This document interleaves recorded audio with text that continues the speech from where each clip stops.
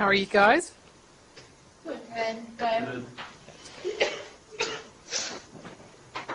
Anybody have questions about their paper? If you do, feel free to write me. And one of the things you should be thinking about is the thesis that you're going to be working on your paper. Because that's a good way of organizing your paper, is around a thesis that you're trying to prove or disprove something.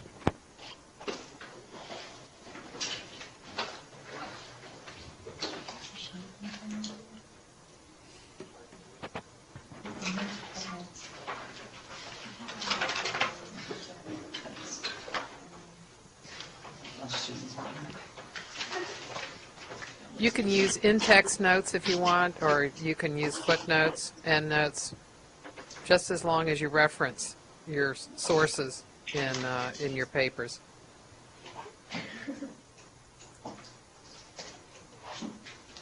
Did we get a format on how to cite? Like, how you wanted it in MLA? It's any of them. If you want to use the in-text, that's fine. If you want to do footnotes or endnotes, that's fine too. Yeah, MLA's all right.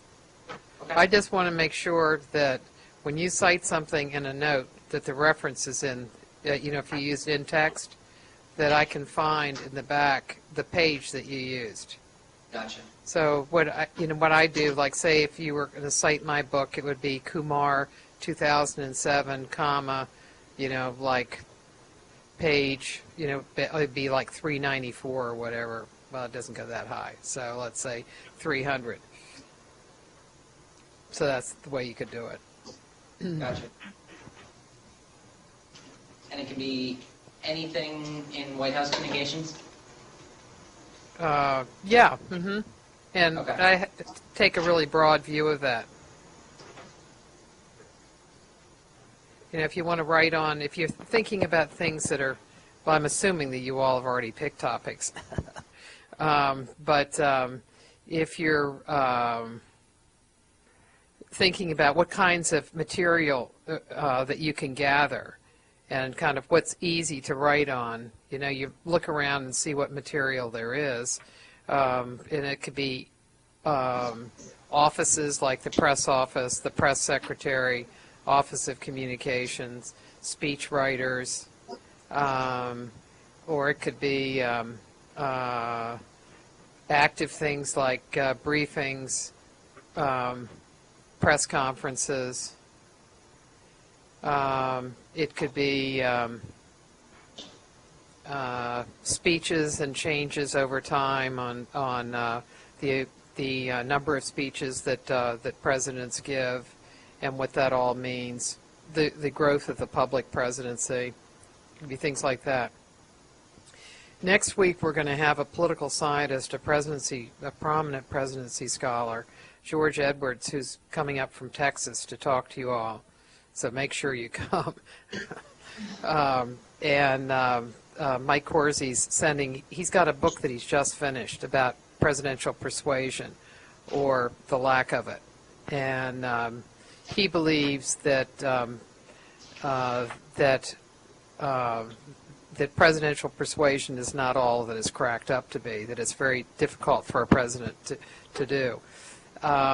So I'm sending you several chapters. And Mike's going to send them to you. I sent them to him, and he'll send them to you. So it'll give you a basis to. You can use it too in your book. I mean, in your research papers, if it's on the topic.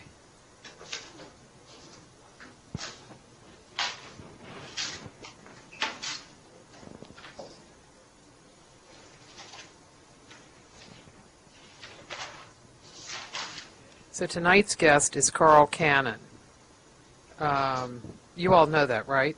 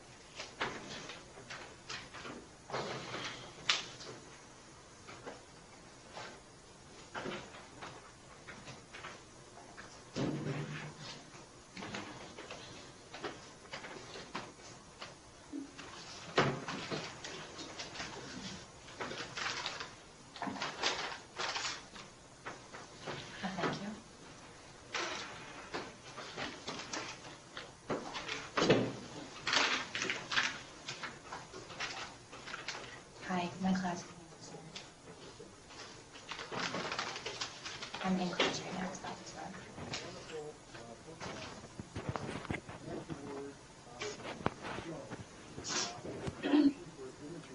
Yeah, I'm going to be in here and I'm in the line right now in my class. And then I'm staying in the line and finishing my papers. It's very good for this class because they really talk about I gotta go though. Really? legacy and the Reagan legacy. Right, I gotta go. It's right here. It's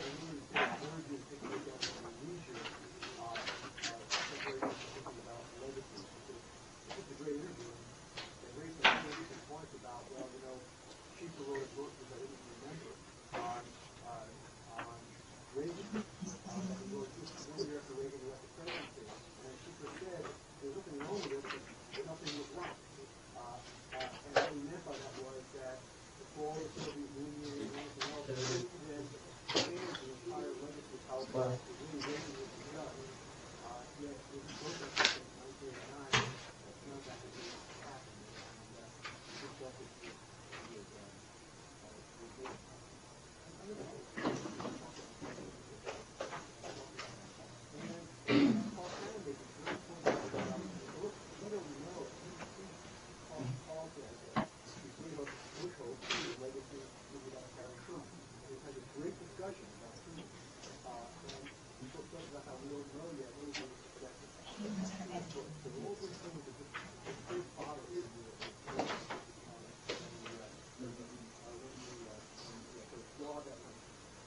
The second thing I want to say is that, and I think I know that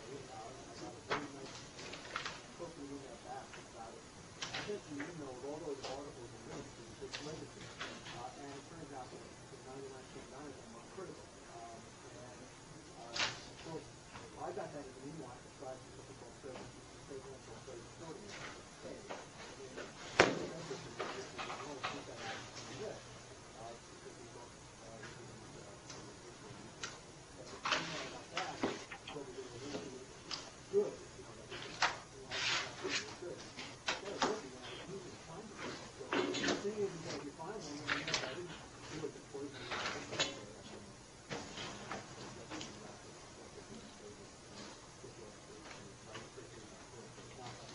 All I had, I voted. There are some really good articles in there, I thought. Very valuable. Okay, I'll just it's here. Finally, we're going to have Nancy Smith and okay, I'm just prepping one answer.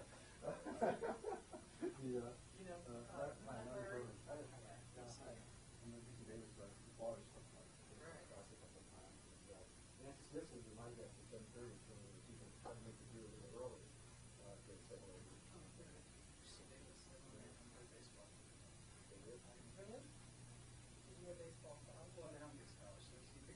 Now we do. Now we're big time. We don't mess around now. We wanted to be on the ESPN ticker now, so now we're on there. People know Davis now. Yeah. We're Division I. We get scholarships. Yeah, no, it was Division II until about 2 years ago, right? Yeah. And now we're Division I. Okay, so this is my presidency class, and what we've been doing is we've been teaming up with Mark Winneby, so we spent the first hour and a half.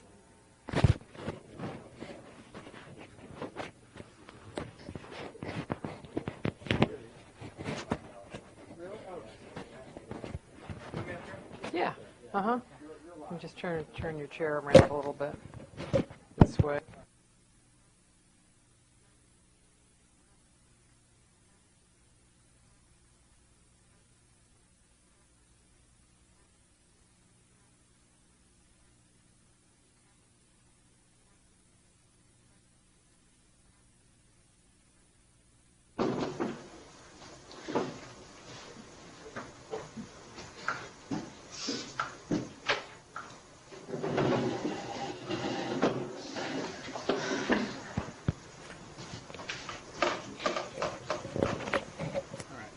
This evening, I'm very pleased that we have Carl Cannon. Carl has done a wonderful job of covering the White House and from different angles. He's written about the White House as a reporter for the Baltimore Sun. Then he covered the White House for National Journal for several years, and now he's bureau chief at Reader's Digest and has a different way of looking at the White House with a different audience. By far, I guess, the largest audience you've had. 8 million. 8 million, yeah. And Carl and his father, Lou Cannon, who covered Reagan, have just completed a book on Reagan and Bush, since Carl has known the Bush presidency very well. So let's start with your book. And tell me how it came about, how you all decided to write together.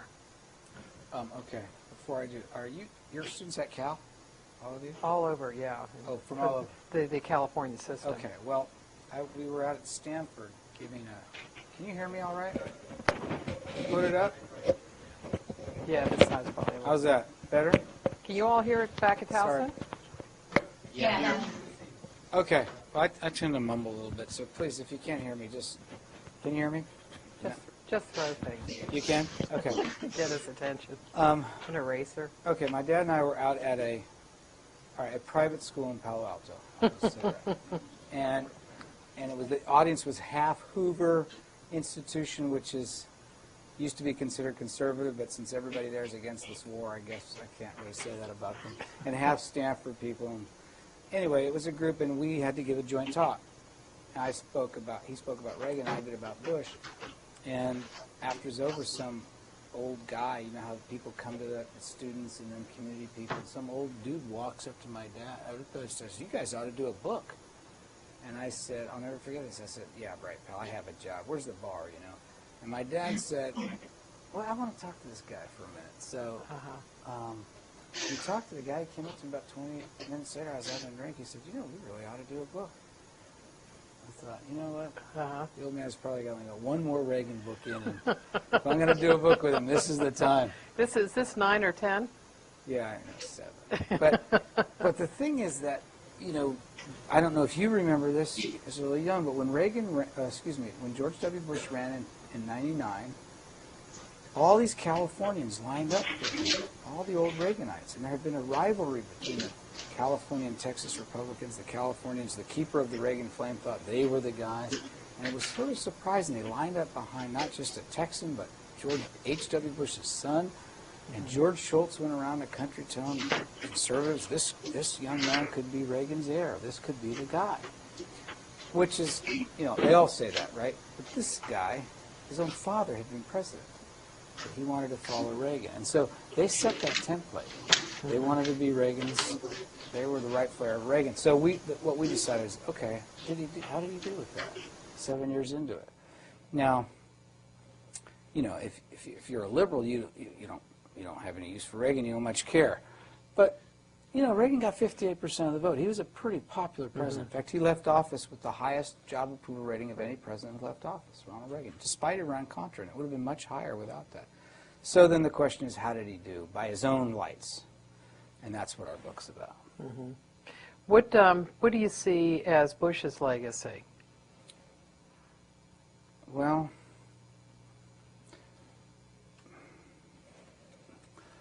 three answers to that. First answer, we don't know yet. I'm sure you have heard people who've studied the presidency, I think Dallek among them, Bob Dallek, the great Doug Brinkley, all these historians, you know, Sean Wilentz would like to go around saying George W. Bush, the worst president of all time. I'm sure you've heard that. That's almost a talking point among the liberal intelligentsia. It may be true, but there's no way to know now. And the reason I say that is that Harry Truman left office in 1953 with a foreign war that seemed to have no end in sight. Nobody understood why he even got us involved. Widespread corruption in his own party. Nobody would campaign with him. Approval ratings lower than this president. The lowest approval ratings ever registered, Harry Truman. Even lower than Nixon on the eve of impeachment.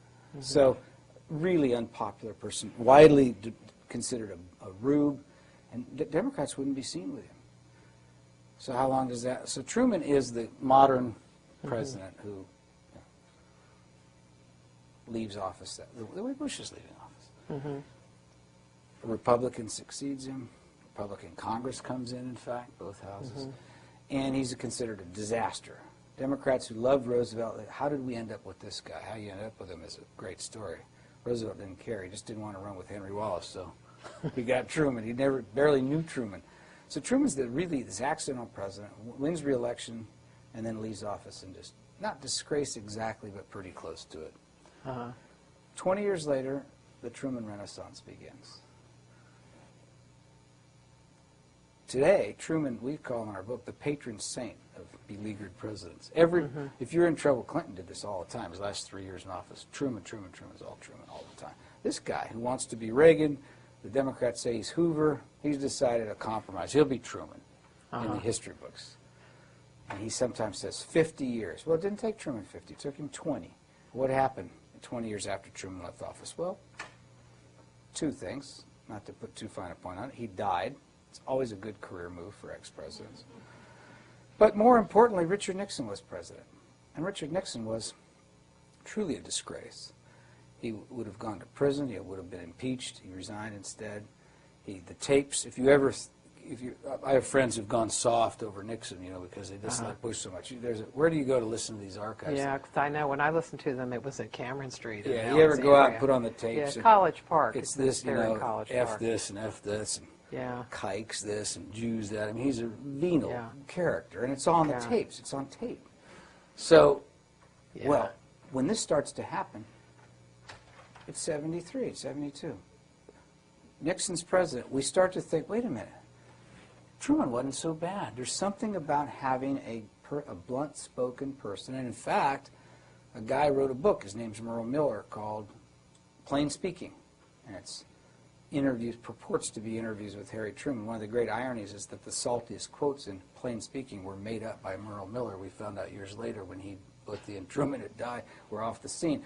But Truman looked like a a guy, he's telling the truth. And suddenly we decided in the 70s that's the most important thing. It may be the only thing in a president. Here's a guy who spoke the truth. So the Truman Renaissance begins. And I bring that up because I don't know, George W. Bush could go down as well as he could go up, but presidents are judged, we as voters judge the next president by who's in office now and who preceded him. We're judging whether we want Hillary Clinton or Barack Obama or John McCain by what we think of Bill Clinton and George W. Bush. But history judges presidents by who succeeds them, something we don't even know that they can't affect. And Truman benefited by who came after him. So the first part is we don't know what Bush's ultimate legacy will be, and there will never be unanimity about it. George W. Bush is right when he says they're still arguing about the first president named George. That point's well taken. Now, coming out of the clouds for a minute, though, but in the short term, what do we know about his legacy? Well, compared to Ronald Reagan, who left with the economy much better than he found it, the nation at peace, his party in a better situation than it had been probably since before Roosevelt was on the scene. The Republican Party was ascendant in the 80s. Every cycle that Reagan ran, both 80, 84, and then these gains were held in 88. Huge gains in state legislatures, Congress, across the board. Just more Republicans, people your age voting Republican for the first time, being more liberal, more conservative, voting more Republican than their parents. Sort of very counterintuitive.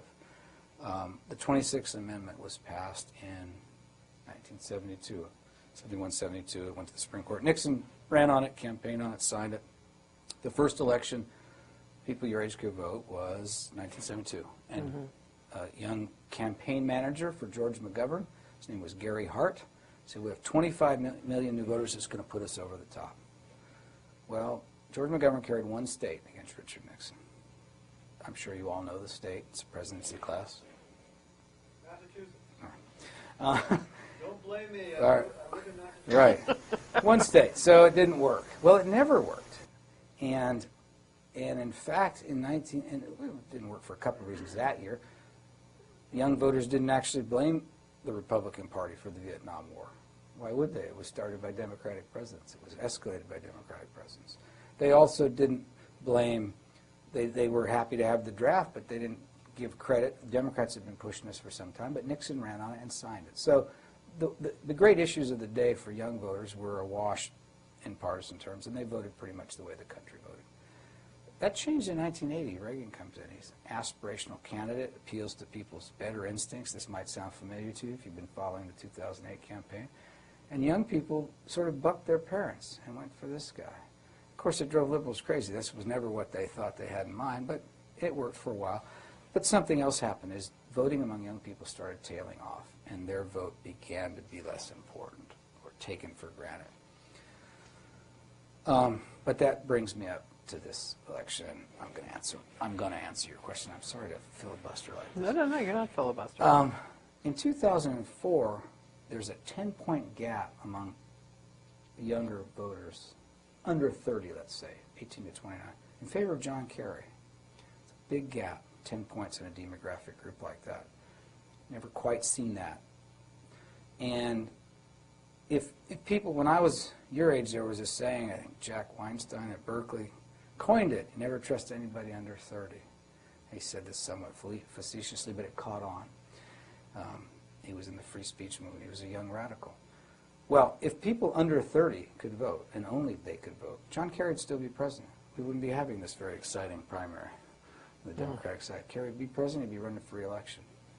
And I bring this up because I just commissioned a poll. I commissioned a poll. I got John Della Volpe, the pollster at Cambridge, Massachusetts, who's the best pollster on people your age. And he did a poll for us that's going to be out in a couple of weeks. And Hillary Clinton beats McCain in this poll by 10 points. Same as Kerry beat Bush. That's now, we think, the generic number. That's their generic advantage. It's sort of a gender advantage the Democrats have, all things being equal. There's some reason to believe McCain could narrow that gap in a general election campaign. I don't think he could overcome it, but he could make it closer because he, too, is an aspirational candidate who talks about community service and shared sacrifice and the issues that young voters care about. But Barack Obama beats McCain by 22 points. It's a stunning thing. And it really means that your generation is carving out their own political identity. And a lot of things are driving that. One of them is this, the multilateralism and the pro-environmentalism and the tolerance on gay issues and other issues that epitomize under 30 voters now. But the biggest thing of all is the Iraq War. And I know this is a long answer. I probably could have given you a two-word answer to your question. No. Antipathy to George W. Bush's presidency seems to be the main thing driving it. And what has caused that, I think, primarily, is the war in Iraq. Mm-hmm. So that right now is his legacy. One of the things with Truman is there were certain things that were done during his time that later were seen as real successes, and like the Marshall Plan, and then you've got NATO was during that period. And there were a lot of things that he was involved in that we see how important they are, and so maybe at the time they were not so critical for people, but later they become so. And so are there things that Bush might have done that in retrospect, like 15 or 20 years later, are going to be seen as having been important? Well, I could speculate to that, and I will, but I'll give you one thing that comes to mind, and that is the Medicare drug benefit. Mm-hmm. Here was an issue that would have been very tough for a Democratic president to get through a Republican Congress. Very hard. The president got it through. The Democrats have been complaining about it incessantly since the day it was introduced and passed for reasons that are hard to fathom sometimes. They complain sometimes in the same sentence that it's too expensive and it doesn't go far enough, which is like that old Woody Allen joke about the two ladies at the Catskills Resort, and one of them says, "The food here is terrible," and the other one says, "Yes, in such small portions." Well, this is what the Democrats have attacked this thing for temporary partisan reasons, but nobody's ever going to be able to get rid of this. It's going to be there forever. Mm-hmm. And it'll probably be expanded on. It is frightfully expensive, but it was necessary, and it seems to be working much better than people thought. I think Bush will be remembered for that. He pushed it, he signed it. He signed it over, nobody was too wild about it. That's one thing that comes to mind. Mm-hmm. But the big focus of his presidency has been this freedom agenda. And the president says, he was fond of saying when Koizumi was prime minister of Japan, this poor guy liked Bush well enough, but everywhere he'd go, he'd say, "Yes, well, my father fought against his country, bombed his country, and here we are." It was just all the time he said that. Well, but it's an interesting point. He said, but now we're with Japan. Japan's in the coalition of the willing. Japan's this and that. And it was all true. Yeah. And he would say that maybe 50 years from now, the leaders of a free Iraq will be helping us in a world trouble spot. Yeah. I'm just literal enough. I always thought, oh, my God, what 50 years from now is going to be as bad as Iraq is now? Oh my goodness, was there no end? But Bush's point was right, and or maybe right, maybe proven right. So we don't know what's going to happen in the Middle East. We don't know what's going to happen in Iraq. I mean, I'll give you an example, Martha, that works the other way. When Dwight Eisenhower left office in 1961, and they did the retrospectives, everyone said, "Well, this thing that we did in 1953, replacing the monarchy in Iran with this." Friendly guy, the Shah. Nobody Americans, what's a Shah? Okay, well, that's good. Yeah. Well, we're still paying for that one. So that's 55 years later. That's sort of a big mistake. We haven't even begun to deal with Iran. So they can also do things that are seen as success in their time that turn out to be failures. So but that goes to my point. We don't know. What else do you think? Do you have ideas of something else Bush has done that might be looked upon more favorably in the future than it is now? Yeah, I think if you look at the initiatives that he took towards the countries he was particularly interested in, right from the beginning, Europe was not it. He was interested in Asia, and he was interested in Latin America, and Africa came up pretty soon. And I think that his initiatives with Africa are going to go down as something where he was successful. He committed more money than any president ever had. He did much more than Clinton did. But it wasn't something that the people have written much about because there's not much interest in Africa. Yeah, I agree with that. He's also he's stressed free trade in Africa, and that's something he's popular there. Not among the leaders, but he polls better there. We're doing a poll, a worldwide poll. He does better in Africa because of the trade, the free trade issues. So yeah, it's a good thought. And then generally, immigration, his immigration policies that politically he was too weak to get it through. Yeah, but let's talk about that because we learned looking at Reagan, we knew it, but this is a big ship, the United States of America. It's hard to turn it, and you get a couple of three things. And I think of Iraq, and I think of the squandered opportunities because of that, things you couldn't do. The president wanted to do much more with immigration and with Mexico generally. He lost interest. Terrorism in Iraq and Afghanistan swallowed his presidency. Now, that wasn't all his fault. And, in fact, some of it was Bill Clinton's fault because he wasn't paying attention to it. But launching that war in Iraq meant that Bush couldn't do other things. And he didn't get credit for things. He couldn't do an immigration bill. He couldn't fix Social Security. He couldn't do a lot of the things he wanted to do. But that's his fault, too, as well as his ill fortune. Yeah. What do you think in looking at the two men in terms of their use and thoughts about executive power, how similar or different they were? Because Bush likes to think that he is viewing executive power in the way that Reagan did. Is that in fact the case?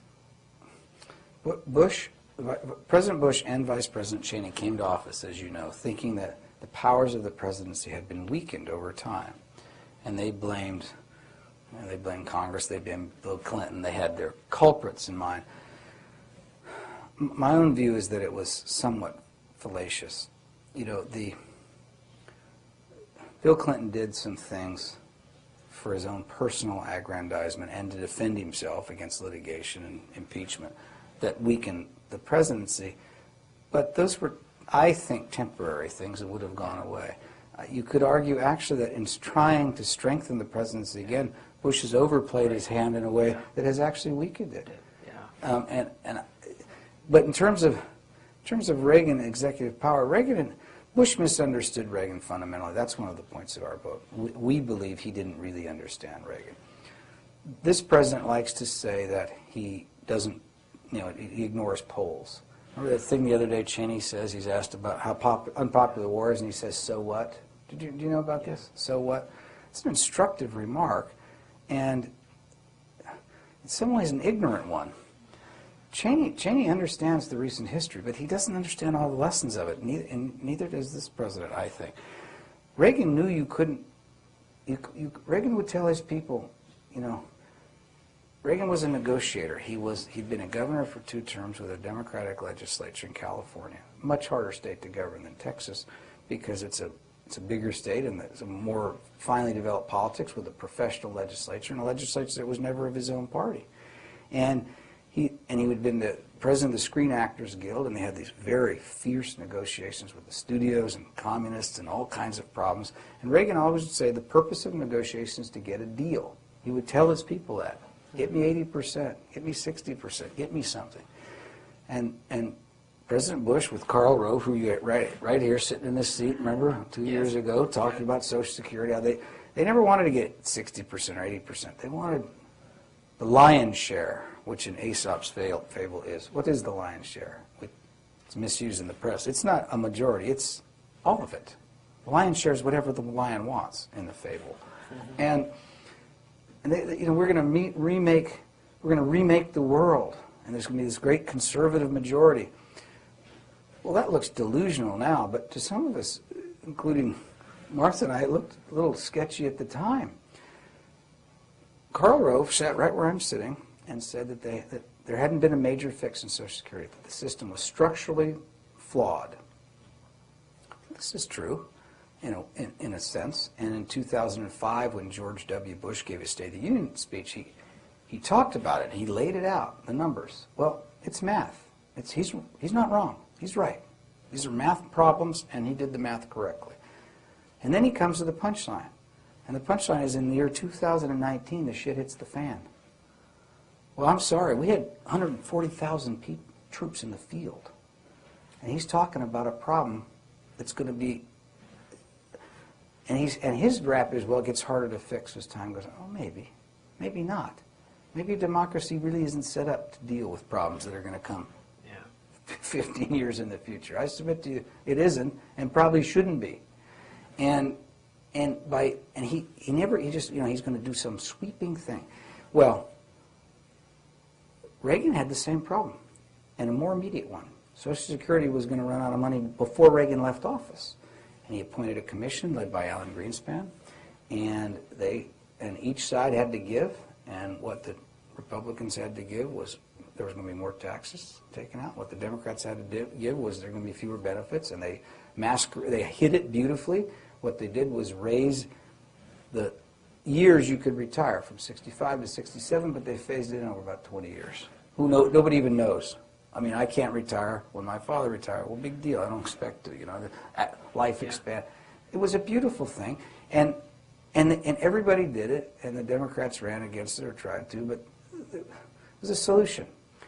And Bush said, well, but it wasn't a real solution, because here we are already having to deal with it again. Well, I submit to you that a problem addressed in 1983 that's not going to be a problem again until 2019, 2013, if you look at the 20-year fix for Social Security, that's pretty good. That's as good as it gets in a democracy.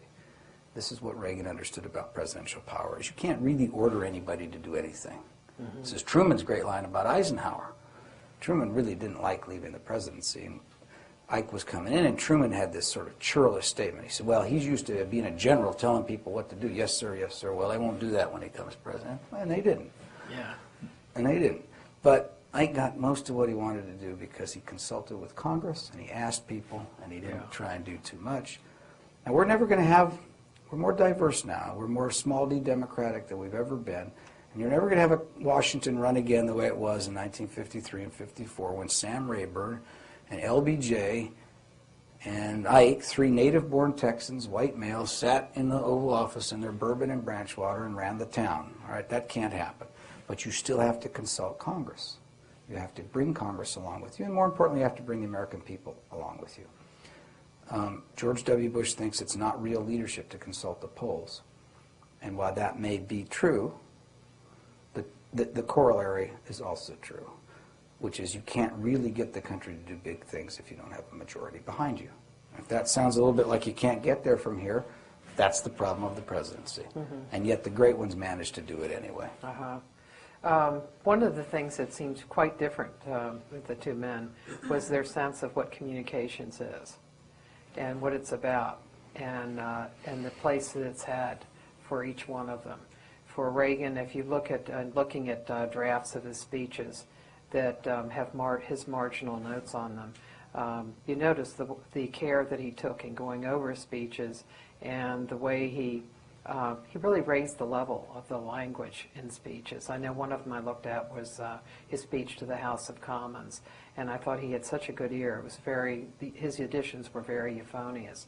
In Bush's case, language is not important to him in the same way, nor do speeches seem to be. That Reagan was more of an explainer than Bush has turned out to be. That Bush is not, he's had more of an interest in announcing policy than explaining it.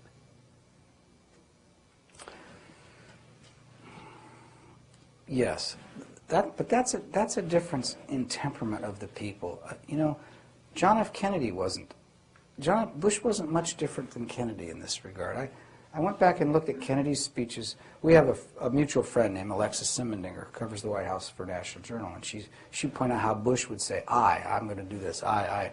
Well, Kennedy spoke that way. Why we're going to go, you know, when he spoke why we're going to do the moon, he just said, because we're going to do it. Why? Because it's there. And he had a way of rallying people to a cause. And I don't necessarily think that level of communication doesn't work. there's sort of two models. I forget what they call this in rhetoric. The explanatory and the other one is it's directive, but those aren't even the right words, but those are the meaning. And Mike Gerson, who was Bush's chief speechwriter, once told me that, you know, we don't want to always be explaining ourselves. And LBJ once said, if you're covering your ass, you're losing your ass. And I appreciate why the president thought that this directive way worked for him. It fits his personality. He came into office as a minority president.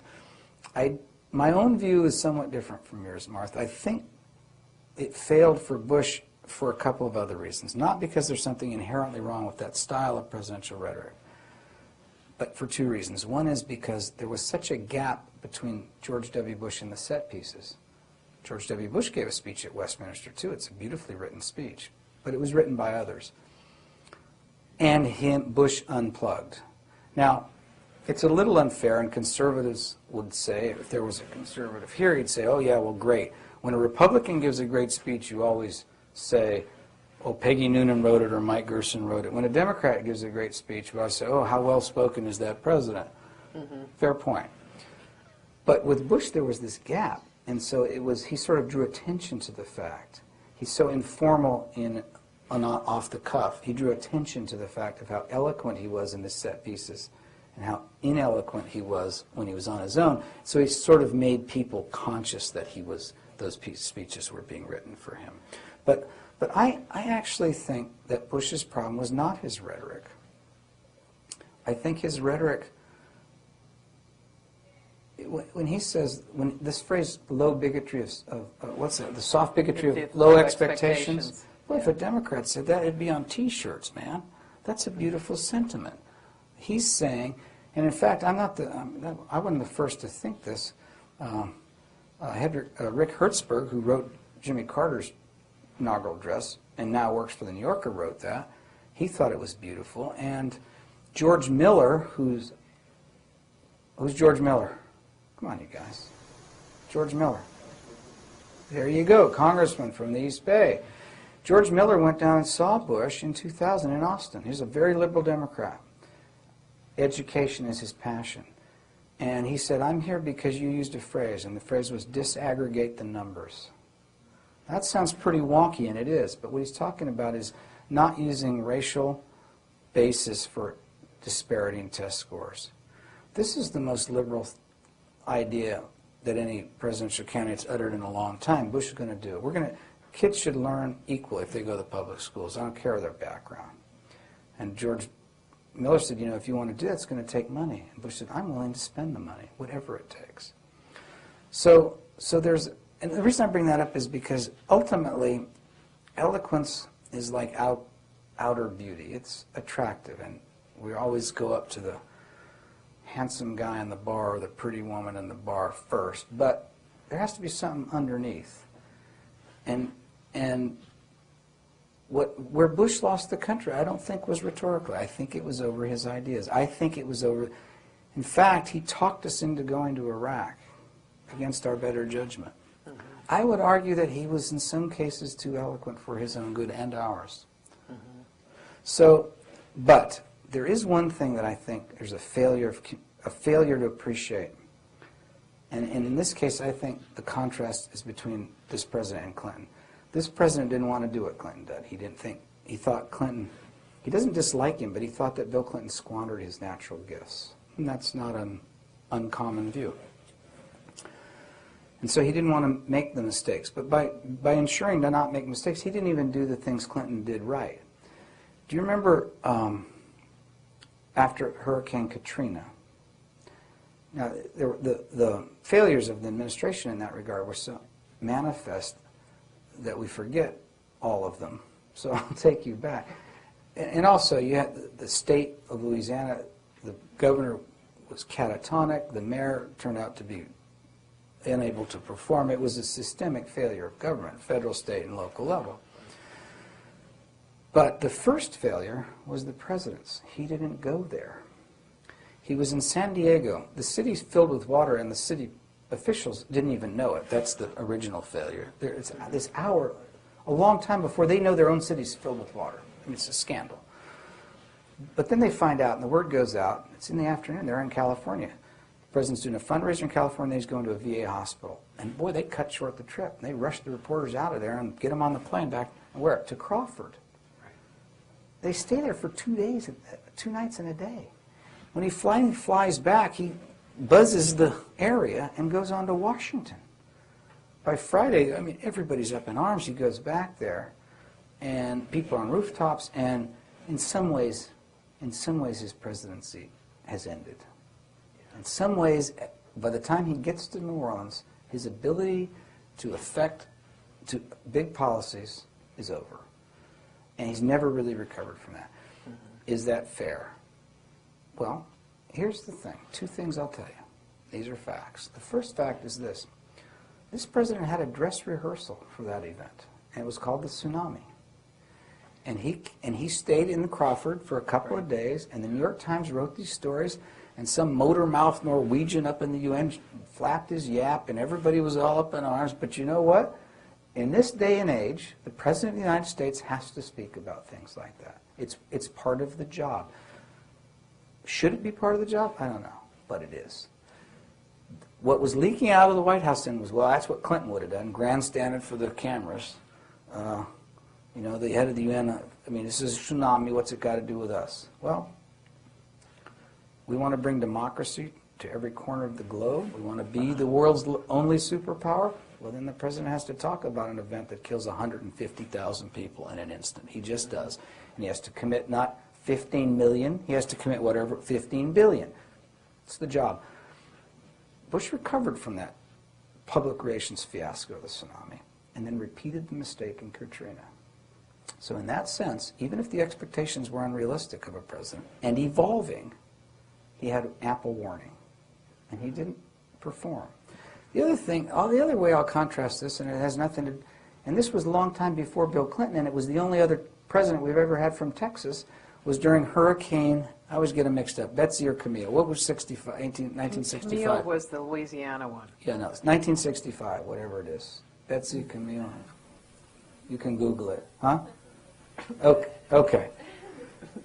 Anyway. Camille was the one that went through Louisiana, and I can't remember if it hit New Orleans. Yeah. But, you know, the people sat on. That's right, Camille. Russell Long, the senator, gets on the phone. You can hear these tapes at the Miller Center, and I wrote about this. Gets on the phone and says, "I want you got to come down here. Lake Pontchartrain's flooded my home. You know, we're gonna have a lot of death." And Johnson's a bigger thing. The Vietnam War's going to hell. He says, "Well, I'll send my best man down there." And Russell Long dresses down his old friend, his old fellow senator. He says, "I don't want you. I'm not the least bit interested in your best man. You're the president. You need to come down here." Well, Johnson goes, he tells the people, "Get my plane ready." Next thing, he shows up there with a flashlight, the president, walking through in these darkened neighborhoods, crawling under buildings, and meets this scared woman. "I'm the president. I'm here to help you," he says. Well, here's what you need to know about that. At that point, one person had died in that hurricane. It would eventually claim 100 or 200 lives, nothing like Katrina. Well, that happened when Bill Clinton was in college. That happened before Reagan. That was an event that a president, a governor, a southern governor, come from Texas, should know about. So in that sense, I think I would think what Bush failed to communicate was this sense of empathy that Republicans think Bill Clinton faked and Reagan had, and Democrats think the other way around. But whatever it is, both of them were able to express it and express it well. And the irony is that Bush is naturally such an empathetic person. When he finally gets to New Orleans, he's going up to these women and hugging them and crying. He has that Bush man thing. The macho, but he cries. Women voters like that. There's nothing wrong with that. Mm-hmm. But it's a week too late. It's a week too late. And inexplicable to me. Well, one of the things that those two events have in common was he was in Crawford for both of them. Right. And he gave an explanation that relates to what he did in the Katrina, actually before it began. So that was the summer that Cindy Sheehan was camped outside his ranch. And he had taken a bicycle ride with several reporters. And at the end, some of them asked questions, including our friend Ken. They asked him why he had not talked to Cindy Sheehan. And, it wouldn't have been that big a thing. And he said, I really feel sorry for her. She lost her son, and I really empathize with her. But he said, I'm here on vacation. And he was taking the month. And he said, I think the American people understand that the president needs to have time, and that being outdoors and riding my bike and whatever is important for me. And the public expects the president to make crisp decisions, is what he said. And that's what I need to make crisp decisions. And so when he was there, he just seemed to separate himself off. One of the things that happened when he came back to New Orleans from Washington is his aide, Dan Bartlett, had put together a DVD of the evening news because he knew that he hadn't seen it. Well, all of us had watched the evening news, so in a way we knew more than the president. And I guess that was the same with the tsunami, that we were aware that people were on rooftops and how devastating it was, and that he seemed to separate himself off. Which I wonder if that had in the two presidents, how they got information, their thirst for information, whether it was different. Well, if you're talking about Ronald Reagan, Reagan took time at his ranch, Rancho de Cielo, up above Santa Barbara, and he guarded it, and Nancy would guard it, and they would wake him sometimes with things. I think the expectations, despite that Johnson example, I think the expectations, though, have changed over time. It's an immediate world, and we're all hooked up to this cable, and I don't think a president gets... Now, he took a month off, but he didn't. He gave 4 or 5 speeches outside of Texas in that time. He met the cabinet every morning. He did a couple of fundraisers. You want all the Republicans used to say when Clinton was president, you want all the power in the Western world? Well, that probably means if you're a married man, you can't fool around for 8 years. It's not too much to ask. Using the same principle, I mean, it's you not... should have told him beforehand. Yeah, well, he told us he wasn't going to do it. But using the same principle and taking the moral issue out of it, you want all the power in the Western world, you don't get a month off. You don't get to unplug at all. I think the expectation is that you have to always be attuned to the world. I'm not sure it's an unreasonable one. Yeah. And let's look at how do you develop information on a president, on a White House, and look at how you got information for your book, and then think about it in terms of writing for a magazine, for National Journal or for Reader's Digest, and then how you did it for the Baltimore Sun. Well, let me start with the Sun. I was hired to cover Bill Clinton. He's been a president about a month. And the Baltimore Sun at one time was an important newspaper in this town. It's not really anymore. And people read it in the White House. And and there was expectations of my editors that were to not be beat by the Times or the Post. I realized right away those were unrealistic and that I didn't have that kind of access. But I did my best. And one of the ways I did it is there's 2 ways to cover White House. One's from the inside, and the Washington Post, when I was covering the beat for the Baltimore Sun, had a reporter named Ann Devroy who would just work those sources. She terrorized the White House staff, and she beat the living crap out of them, and boy, she just essentially made them give her information. She was real good and hard to compete against.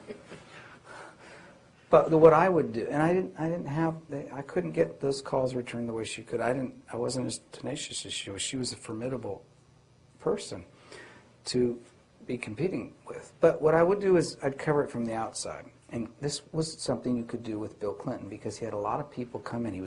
He'd call up friends he hadn't seen for 20 years. What should I do about this issue or that? If he'd take on something like, he'd have people in, he'd talk about chew the fat. It was a 8-year-long, 6 years, fraternity, sort of dorm bull session. And so what you had to do is find the people that the president had talked to and find out what he was thinking, and that's what I did. And I realized, and Ann and I were friends, and we talked about it, and those were sort of the two ways to go about the job. The first way is more direct, but the second way was more accessible to me.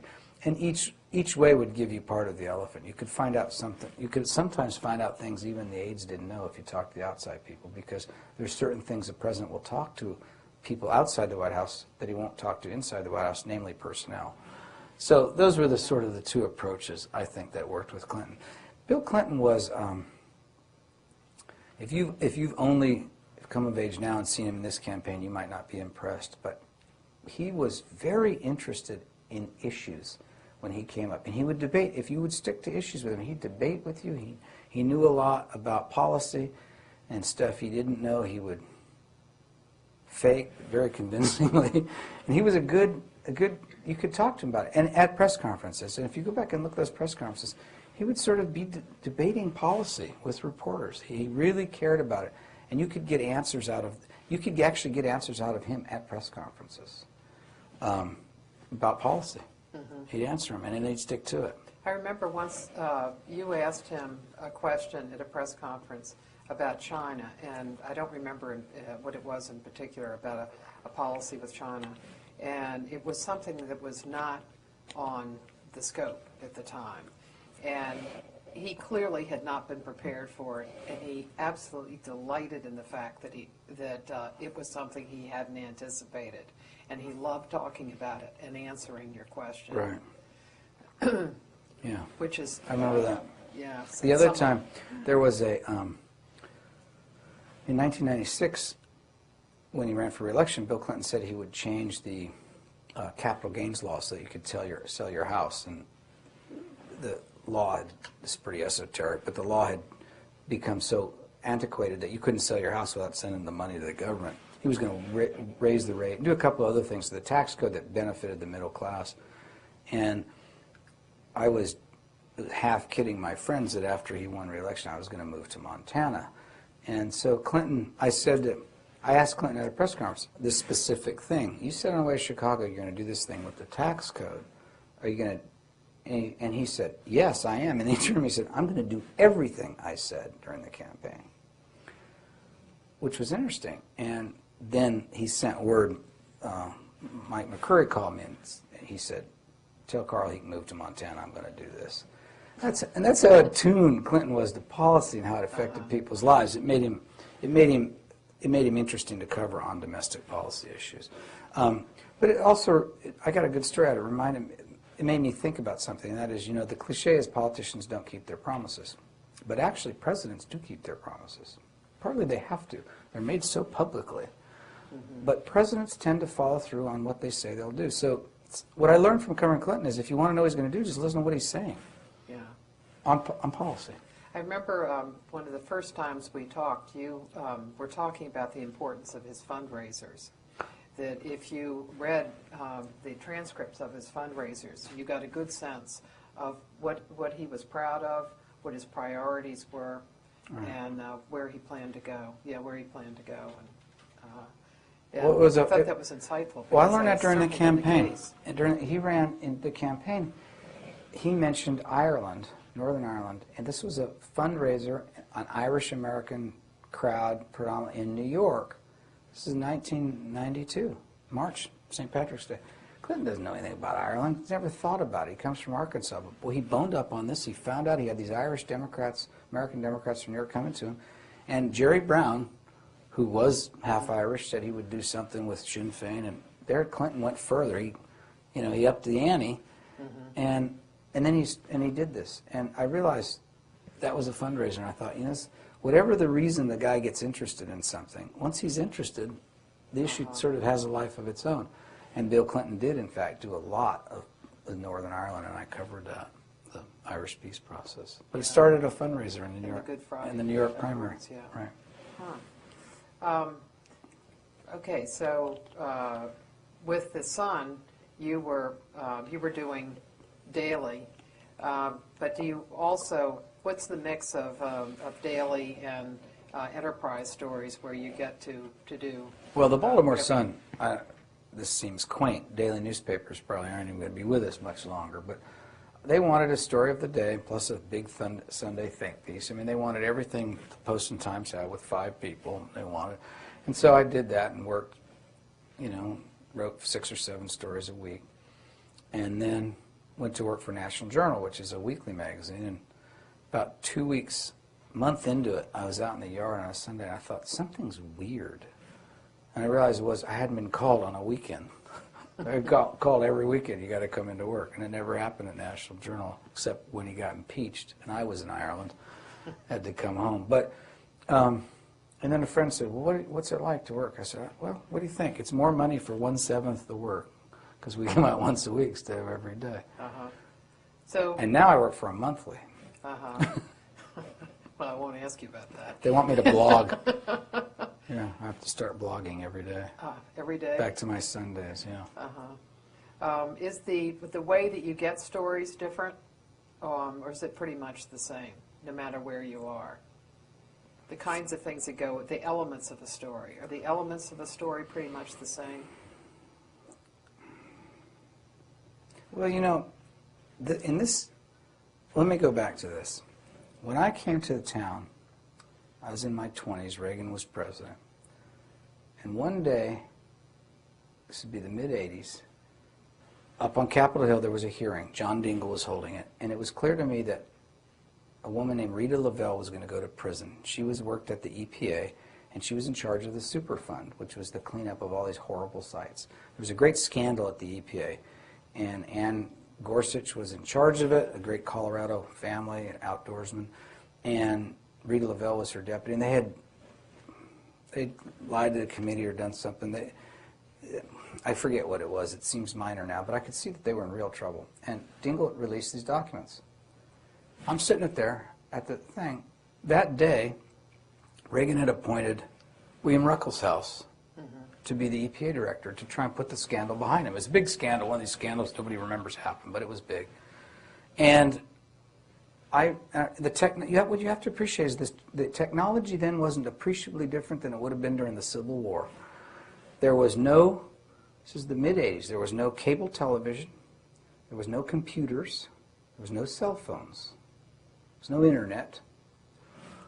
And I'm there, I'm like the guy on the front page who says, Chief, I got a story, I'll break this town wide open. I've got this stuff, and I rush out of the Cannon building, or the Longworth building, hail a cab. The Cannon building. The Cannon building.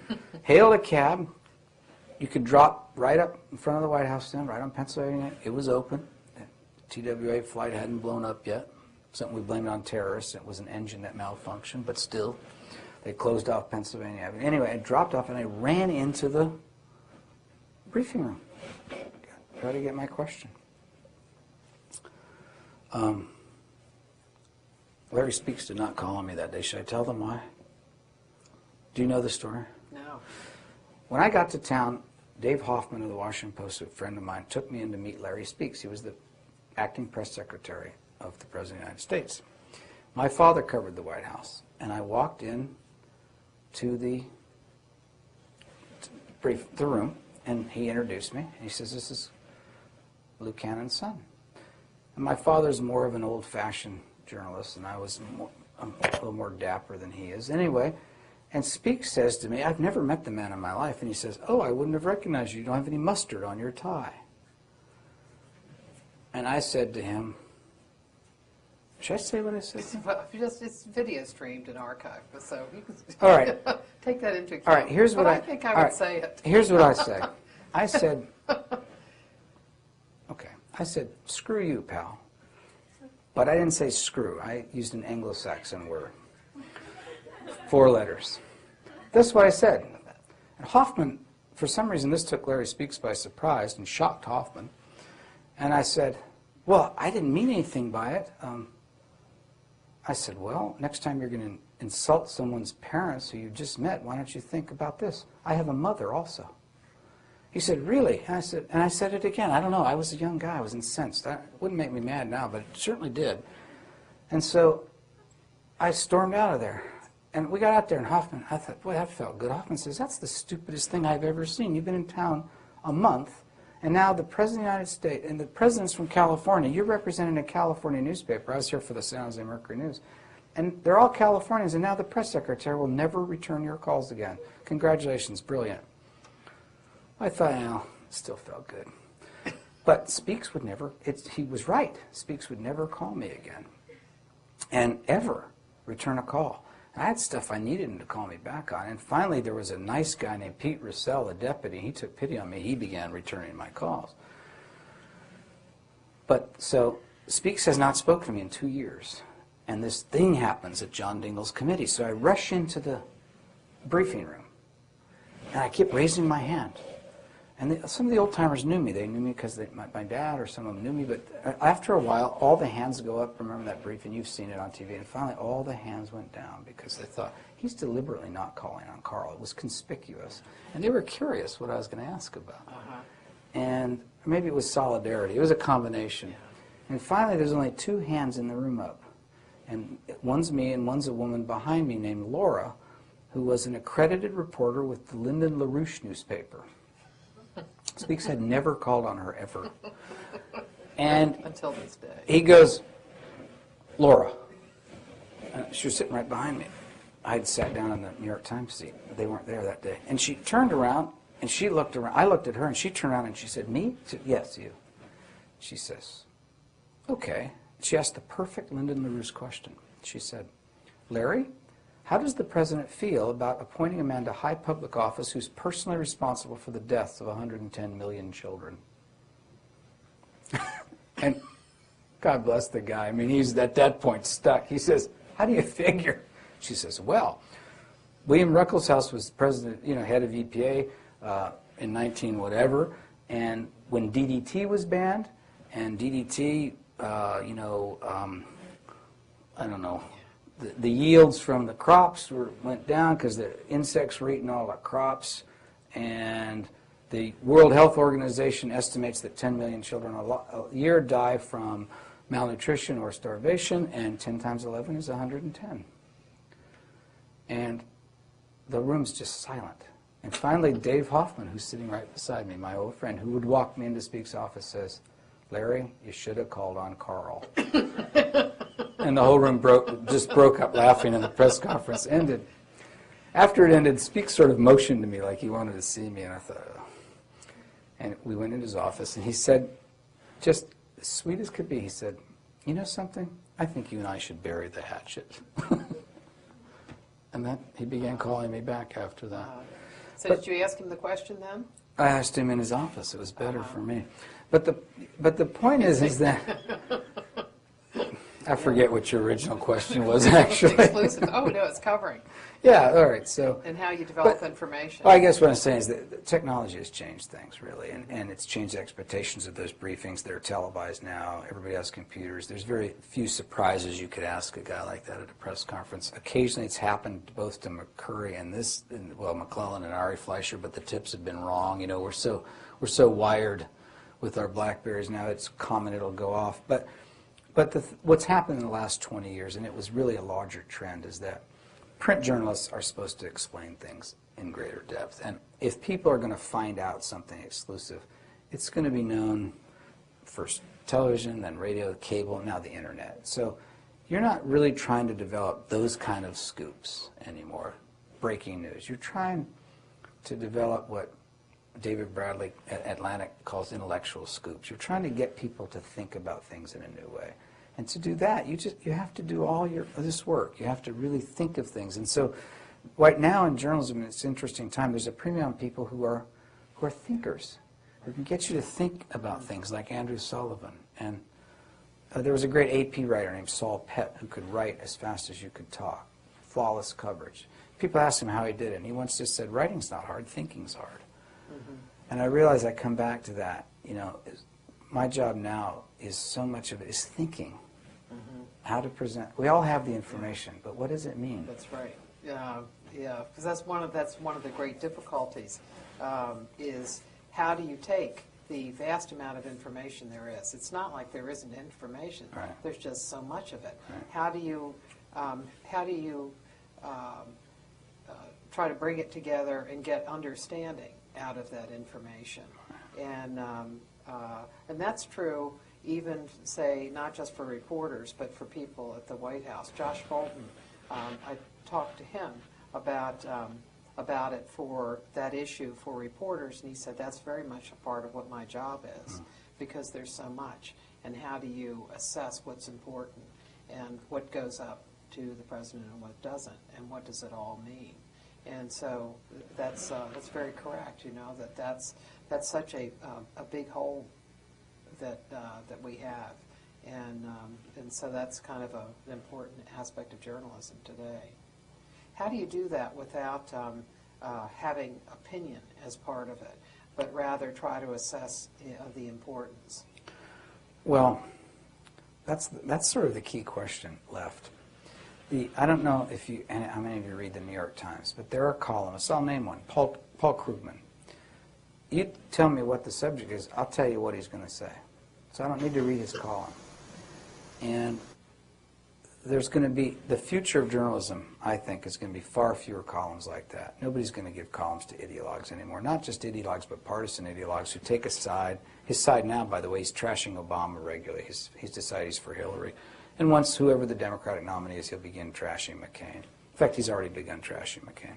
I think there'll be less of that. And I think, actually, if I'm right, and I'm not sure I am, but partisanship will decline even as ideology grows stronger. And the reason I say that is this poll I did of the millennials is that young voters, people your age, are just not bound by the conventions of the parties for a couple of reasons. One is that the political parties are not really based on any kind of comprehensive philosophy. They're based on a very tactical idea, which is how do you get to 51% in a national election. So what they want is states, they want blocks of voters, they want coalitions they can put together. But in the post-partisan world that I envision, John F. Kennedy Jr. used to talk about, people want solutions, and young people are more attuned to that. Our other polling has shown that, I think this is true, what I'm about to tell you.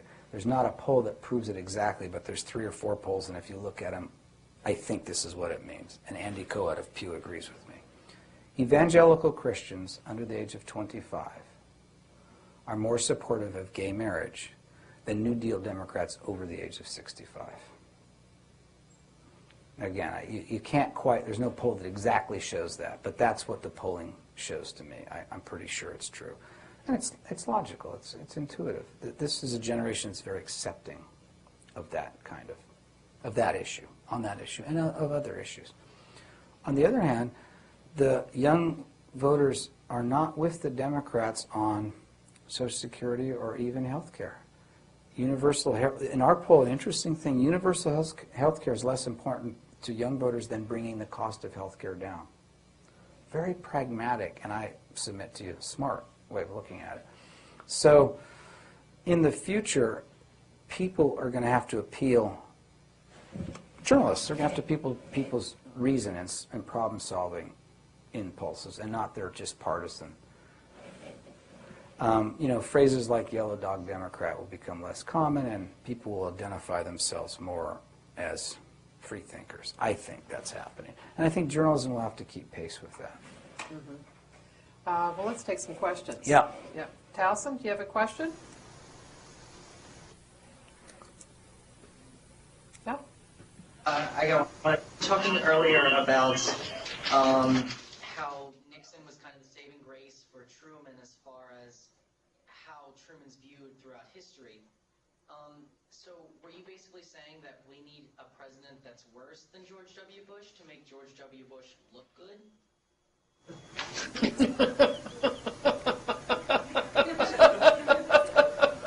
Well, that's a crude way of paraphrasing the point I was making.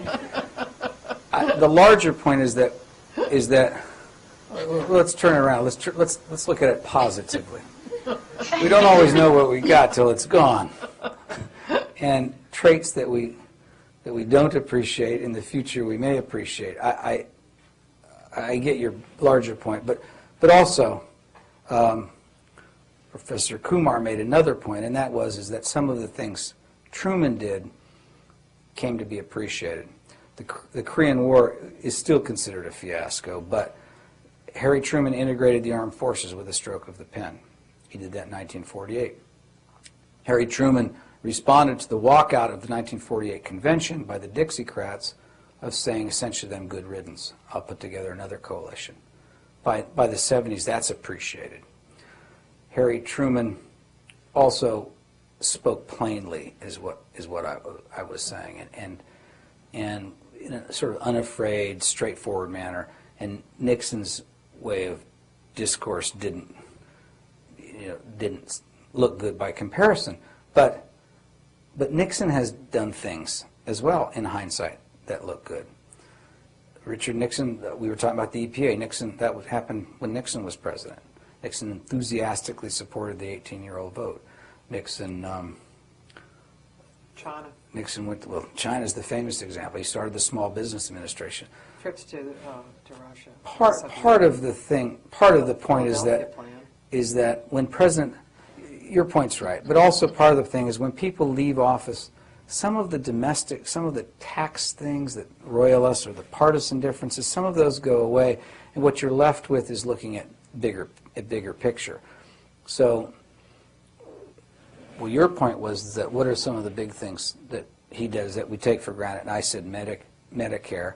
And the other thing is I said, yeah, we don't know who's going to succeed Bush. And I don't mean to say a worse president than Bush, but how about a president who does things that make us think that Bush wasn't as bad as he seems? That's more the spirit of what I was saying. And another thing you could say is the family assistance plan. Do you remember that Nixon put forward, that Moynihan had developed? Sure. That was very liberal. And the Democrats were just very suspicious of it. Well, well, wait a minute. This president, those tax cuts for the rich that you hear tell of on the campaign trail, what actually President Bush's tax bill that was passed into law took millions of working people right on the cusp, working between poverty and working class, and made them pay no tax at all. He got rid of a whole tax bracket. And the next people up, he lowered their tax bracket. That's pretty progressive. If he had not lowered the very top people, he would be acclaimed for this. But we may see the fruits of that, just as we saw the fruits of Bill Clinton's. This gets kind of wonky, but Bill Clinton tripled the earned income tax credit. And again, this was an idea. Our country's always done real good of taking people from right off the boat or from the river or a green card and put them in the middle class in a generation or two. And what had happened in the 80s and in the 90s was that we had the safety net programs, food stamps, Medicaid.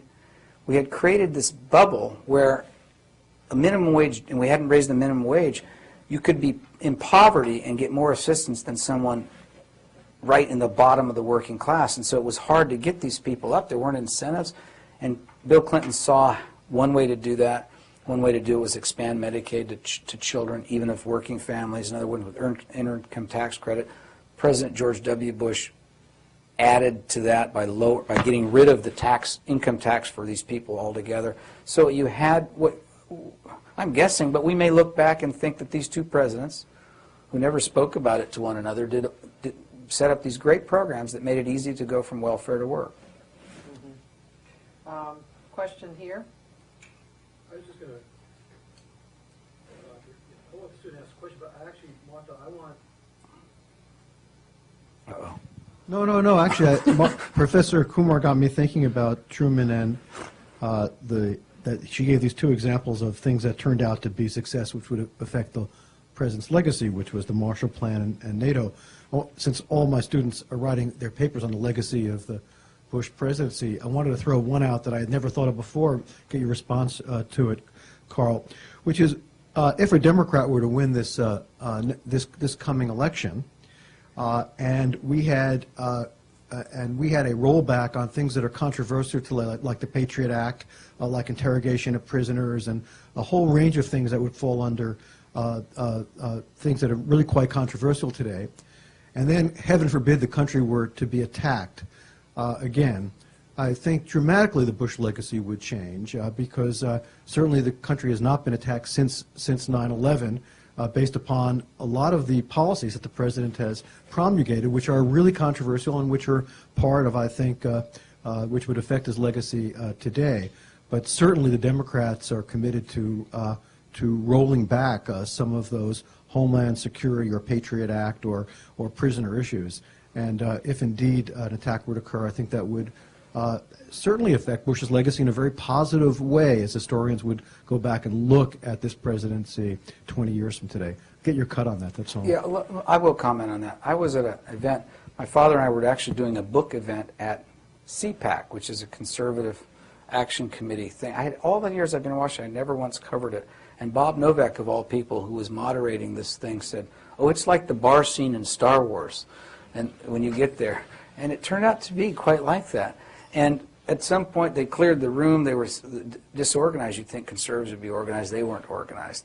And Cheney came in, and we were like potted plants, you know. And we've known Cheney a long time, but he finally said, "What are you guys doing here?" I said, "Well, we're here talking about our book." And he said, "Oh, yeah, you compared us to Reagan."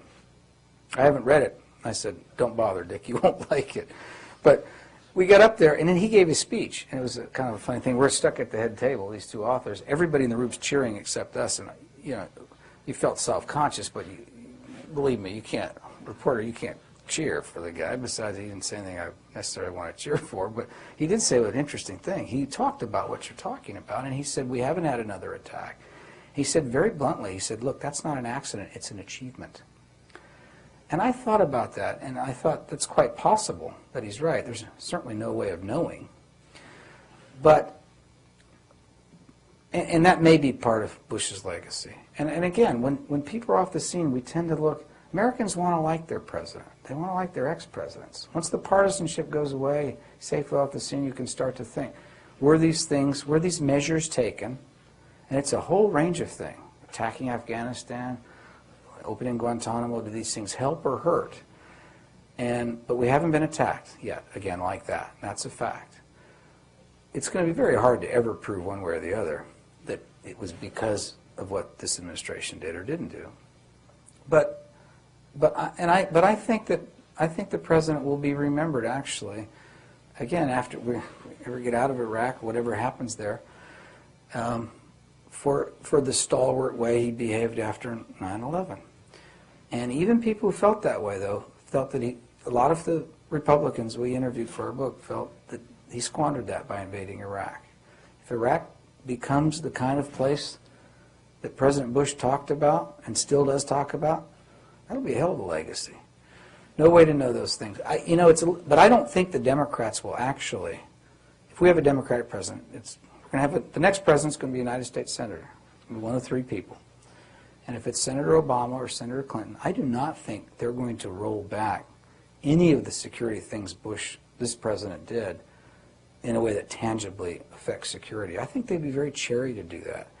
And even though they go out on this stump and they've got some audiences, they could go pretty far and raise the roof. They've been stubbornly and frustratingly responsible on the stump on these foreign policy issues, because they actually expect each of them, and McCain as well, to have the job. And I actually think, given with the kind of rhetoric that often comes up in campaigns, they've left themselves a lot of room to keep in place the things that they think actually have made us safe and get rid of the things that they think haven't helped. The torture issue, McCain was the strongest in the Senate against that, not the Democrats. And in McCain's view is that does not make us safer. It's not safe. It hurts the safety. It's not only not who we are, it doesn't even help the war effort. So I think that we may be surprised how the Democrats deal with some of these issues if they're in office. But you know why I said that? I need to say this. What the Democrats have been irresponsible is on trade, on NAFTA. They have really pandered on this issue in a way that's not surprising because of the unions, but may come back to haunt them when they're in office, because neither Obama or Clinton have any intention of getting rid of NAFTA. But there's some Democrats who are going to expect them to, because they've been saying they would. And it's particularly jarring to hear Hillary Clinton criticize it because a lot of economists consider it the signature achievement of her husband's presidency, not just politically, but in terms of policy. And if you're the Californians who are here in person with us, you know, NAFTA and the immigration bill of 1986 that Reagan signed, they were designed to help Mexico as well as this country. That was part of the debate. That was a great liberal cause then. And no, I don't see, you're on the stump in Ohio and Pennsylvania, fine, but since when is it a great liberal issue to care less about a single mother working in a maquiladora in Tijuana than it is some aging steel worker who's working in an, you know, who's getting a pension from an industry that hasn't been in his state in 30 years. That's, I think, more what's going to haunt the Democrats than what they've said about national security. They've been pretty careful. Towson? There's a hand up. Yep. You talked about how with President Clinton, you could get information from sources that he consulted. Now, with the Bush administration being a lot more tight-lipped, does the same strategy still apply, or does it have to be modified? Yeah, I find it, that inside-out thing I talked about is very much harder in this administration. This president and his top aides didn't go outside as much. And if you read our book, we sort of come down on the side of saying that didn't serve them or the country very well. And, you know, there were people like Brent Scowcroft and Ken Edelman, conservatives from previous administrations who wanted to talk to the president about Iraq and really weren't even let in the door. And so you're right. I mean, your point is right. It was harder to get information out of this White House. It was harder to both ways, actually. We were talking about covering inside and outside. You know, you go to the sources and they tell you, or you go outside. Either way, either approach was harder in this administration. I think it was just harder to get information. One of the things that was surprising in the summer of 2002 was to see the op-ed piece. First, the appearance of Brent Scowcroft on Face the Nation, and then he did a Wall Street Journal editorial, an op-ed, in which he talked about Iraq and not going in and questioning the policy. And then Jim Baker wrote one in the New York Times. And what it showed was they had no way of going through the door. Right. That they had to go to a newspaper, which seemed really surprising that they would not have that kind of access. Well, especially since Condi Rice used to work for Scowcroft. Yeah. Knew him well. One of the things that they seemed to be particularly poor at was listening.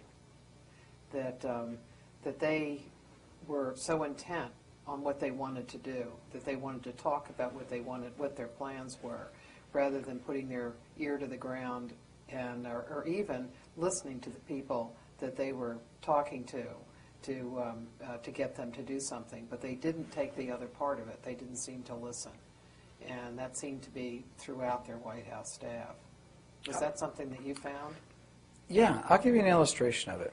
In 2003, my father and I had lunch with Dick Cheney. He was a great host, and we talked. And I was doing a piece on the vice presidency. And back to Truman, who we talked about at the beginning.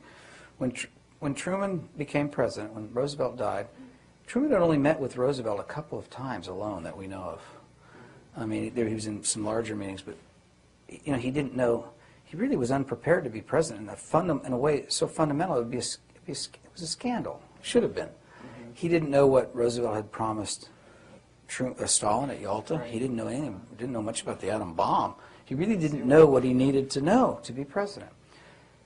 And so I was doing a story about the evolution of the vice presidency. The modern vice presidency begins with Truman, with this event where Truman becomes president and tells the press corps, I don't know if you pray, boys, but you better pray for me. Pray for me. Can you imagine a guy saying that today?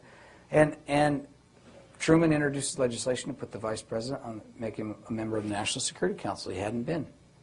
And it steadily builds up to the pinnacle of vice presidential power, which is this vice president, Dick Cheney. So I'm doing a piece on that for National Journal, and Cheney was aware of it, and he was aware of the Truman example. And I said to him, Truman had only met with the president a couple of times. How many times have you met, with the president? And he reaches in his pocket, and he has a piece of paper like this, and he reaches in his pocket. He said, how many times have I met with the president alone? He says, 1, 2, 3, 4, 5, 6, 7 times today. It was very theatrical. He's got a good and he said, look, I'm just here for the guy, you know. I'm not running for office. Everybody knows that I can just be here for him. And there were people, Martha Kumar was not in this blinded group. She was more astute. But Paul Light and Brookings Institution and David Broder and myself, we thought this was great. This was good government. And Cheney says, yeah, I don't have to listen to some, you know, chairman from Colorado, some Republican county chairman. I don't have to, some guy in Iowa wants me to do a fundraiser, because I'm not running. I'm just here for the guy. And there's several things about that turned out to be not good government. But one of them is this. The system has evolved so that the vice president should want to be president.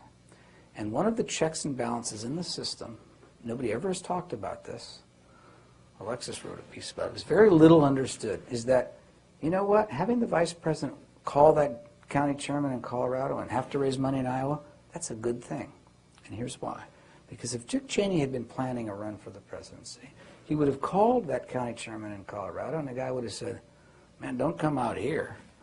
Why? Because every National Guardsman's been in Iraq for a year. You're not popular here, sir.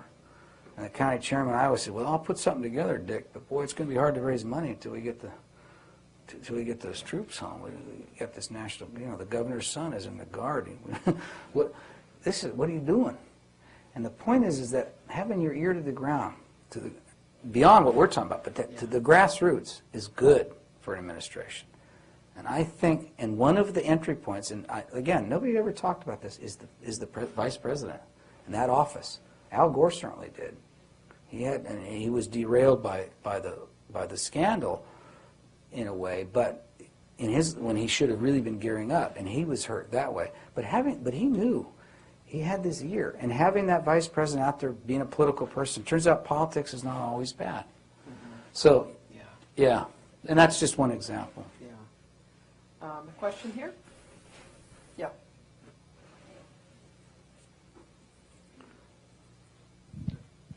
I was just wondering, earlier you mentioned how part of the reason that Truman is viewed much more favorably now is because he was seen as a person of great personal virtue, especially after Nixon, obviously. But I was wondering, you didn't really talk about how personal virtue might affect our own perception of George Bush's legacy in the coming years. I mean, there's a lot of talk about him having a personal relationship with Christ and his belief in his morality, and yet at the same time there's also these questions of, his administration did legalize torture. There were a lot of different complicating factors. I was wondering how you thought, on a personal level, the legacy of George Bush might play out in the next few decades.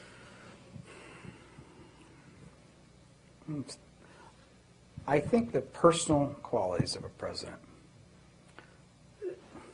and the sins of a president, the personality flaws of a president dissipate over time, But in the next, they last for 10 years or so. They last for a while. Nixon was a special case. Clinton may be remembered as a special case. I mean, it's the thing about it is that the Republicans so overplayed their hand that it's important to sort of remember, what did Bill Clinton do? He had sex with an intern in the Oval Office, half his age. It's pretty shocking, actually. Any head of any corporation in the United States would be fired, and many have for that kind of thing, for much less. Clinton himself fired and cashiered admirals and generals for much less. That's kind of a shocking thing that a president did. I don't think the public. I think the public is not going to want that again. I don't think they're going to say, "Oh well, at least he didn't invade the wrong country. We can go back to having a scallywag as president." I think the American people are going to want to have a person who has personal probity, and certainly that's George W. Bush, as well as good judgment about the great issues of the day. In a country of 300 million people, it seems to me you got to find somebody who can both figure out the issues right and not make a mess of his personal life while he's president.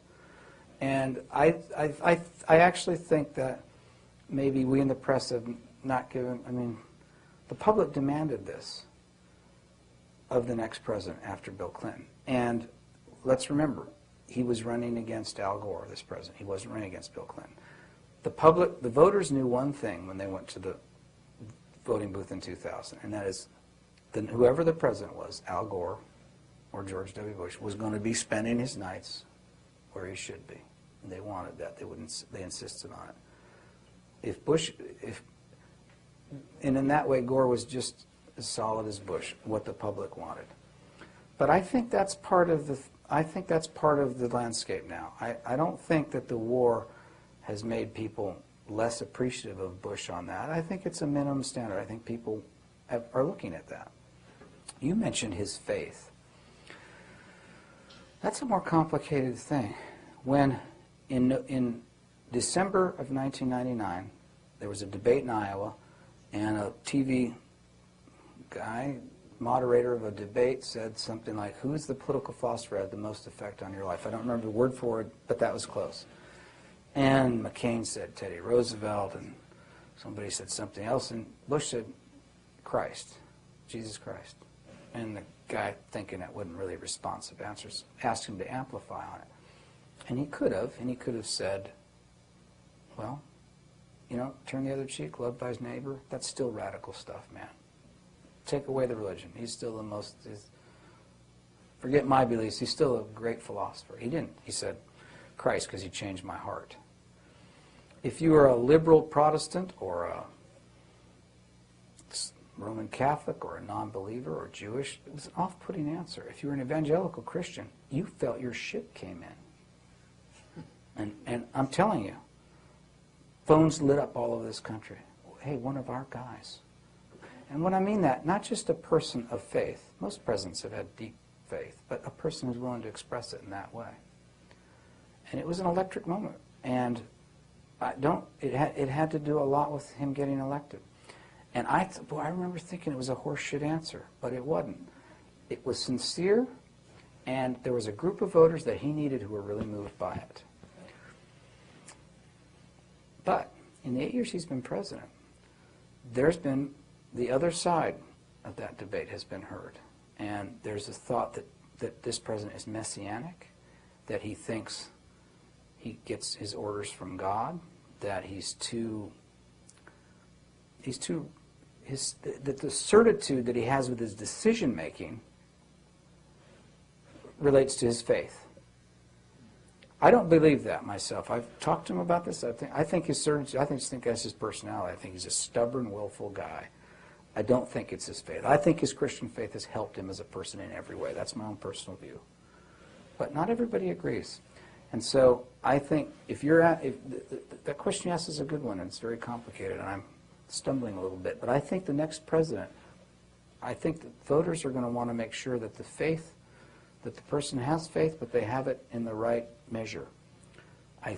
In a subtle way, I think it's why this Reverend Wright stuff is hurting Barack Obama, aside from the obvious reasons. People don't want somebody who's got some weird faith. They're attuned now. And again, let me tell you another quick story. This happened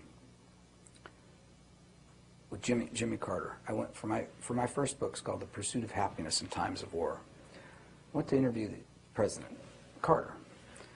And it was the book, real simple. It's how presidents use the language of the preamble in times of war or national crisis, and not just presidents. I wrote about several other leaders, Frederick Douglass and Hubert Humphrey and Eleanor Roosevelt and John McCain, actually, who I thought wasn't running for president again. But it was about how they use it to rally us to a cause larger than ourselves. And Carter had talked about this pretty articulately as president and as an ex-president. So I went down there to talk to him, and he's in church. That's where I found him. And he teaches a Sunday school. Sunday school to me is kids, but it's not kids. It's Bible study is what it is. And the first half an hour of it is he tells people, I've been to Bangladesh, and here's what we did on voting voting fraud, and it's kind of interesting, and then he talks about the lesson of the day. And I was sitting in the front row, and after it was over, I went up to him. And I said, I'd like to talk to you about this. He said, are you a reporter? I said, yeah, obviously. He said, well, I don't do that in church. It was really curt, kind of to the point, almost ugly to me. And I said, you know what? I've come 800 miles to ask you a single question about something that Americans care deeply about and that you've talked about. And I simply want to know if what you said in 1983, if you still think it's right, because we've had this attack, 9/11. I don't think that's too much to ask. He took a deep breath and he sighed for a minute. He said, you're right. I'm sorry. He said, go wait over by the tree. He said, there's this tree. He shakes hands with everybody who comes every week that he's there. And he comes about half the Sundays, and his wife's there, and they have their picture made. It's very gracious. And then he came over, and his attitude has completely changed, and he gave me an answer to his question. Put it in very biblical language, very religious, Christian language, the answer to my question, which I was not expecting, and he hadn't done before. I tell you this story because two people worked at this White House told me the same exact anecdote, but told it differently enough that I thought it wasn't spin, because when they memorize a story, it's the same. And the anecdote was this. Bush came into the Oval Office one day to give a radio address, and nothing was right. The speech wasn't in the teleprompter, the sound system wasn't. It was just one of those days where everything was screwed up. And he snapped at them, and he said, he may have even cussed at them. He said, I'm busy. When you get your shit together, and the President of the United States is going to give a radio address, maybe call me, let me know. I have things to do. And he kind of was snappish in a way he isn't usually, both these gentlemen said. And he left the room. He said he came back within minutes, and he said, I'm sorry. Is everybody here who was here before? I said, yeah. He said, well, I need to apologize to everyone in this room. I said, that's simply not how a president should talk to people. And what's interesting about the story is both of the guys who told me the story a year apart who were there heard the same thing. And what they thought Bush really meant was, it's not how a Christian should talk to people. And they thought that was what was on his mind. And it reminded me very much of that story with Carter. And the reason I'm telling you that story is that it's a personal thing. You have to make a judgment. But my own judgment is that Jimmy Carter, who was pilloried by the left in his day for being a born-again Christian, and this president, who's also who benefited but also has paid a price for that, you have to ask yourself, are they better people than they would be because of their faith, or worse? And I know Bush well, and I don't know Carter well, but I've been around him. I think it's self-evidently true that they're better people. They are prickly guys, competitive.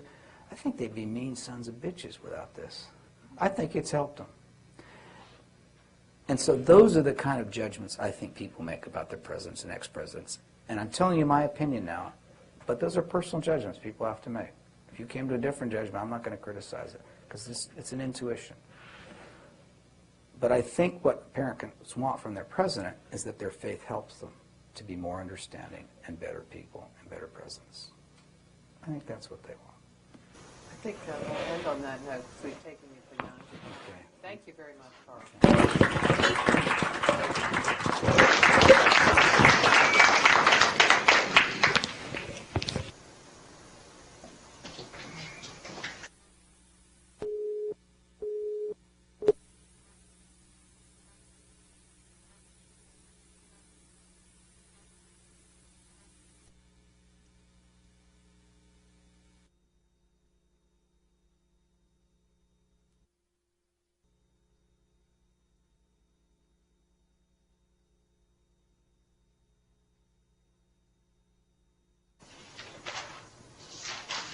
So tonight's guest is Carl Cannon.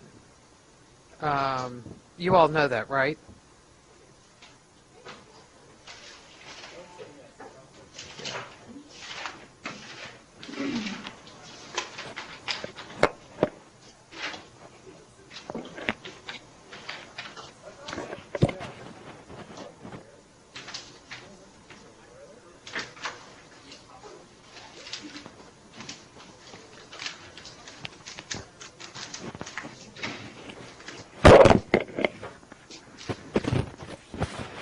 Hey, Larry, how you doing?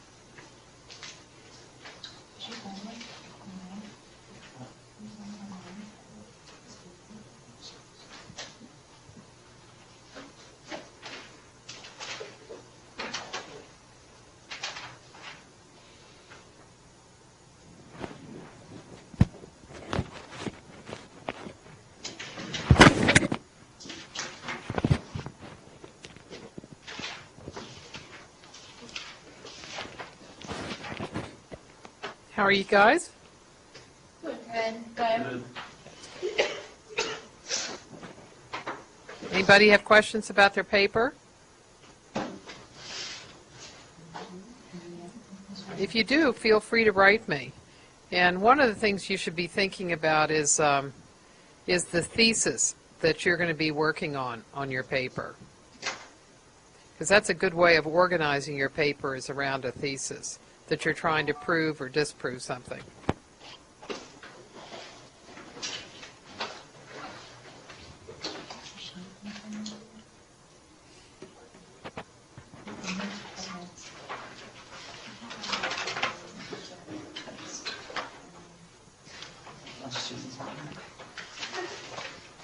You can use in-text notes if you want, or you can use footnotes, endnotes, just as long as you reference your sources in your papers.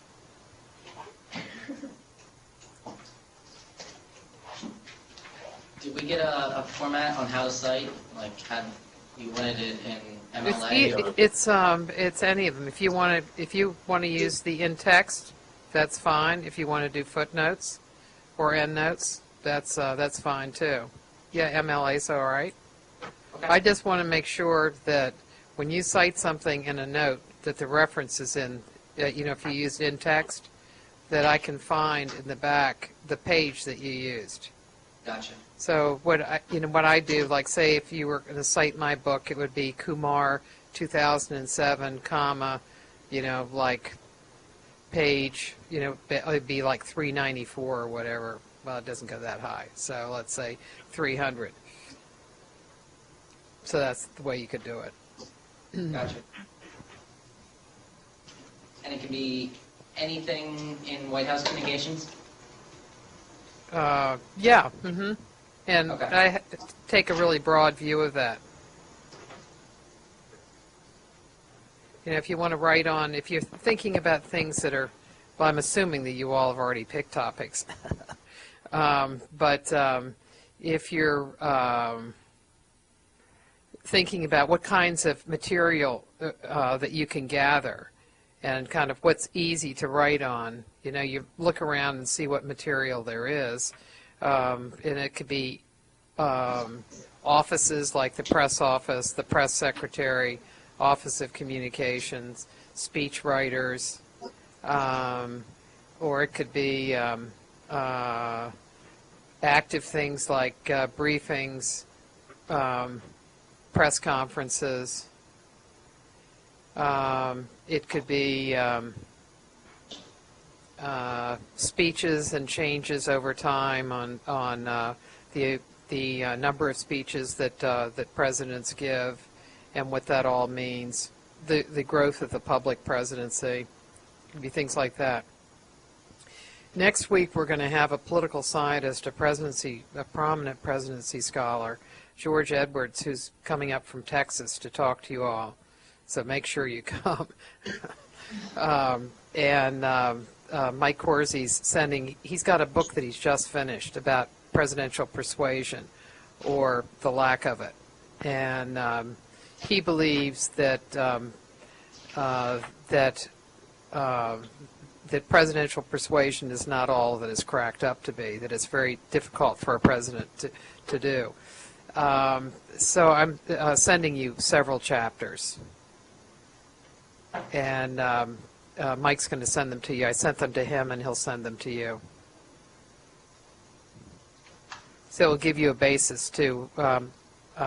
You can use it too in your book. I mean, in your research papers, if it's on the topic.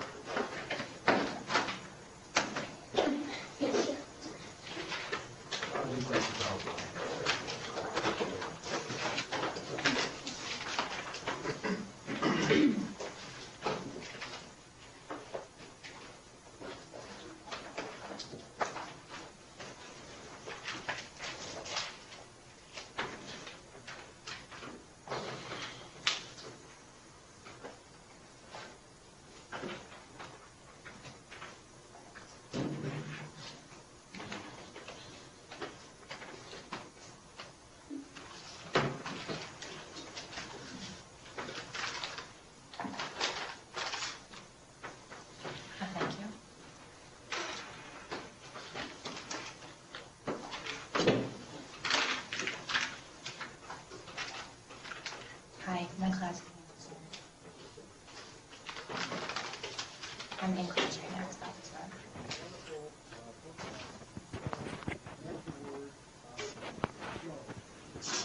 one.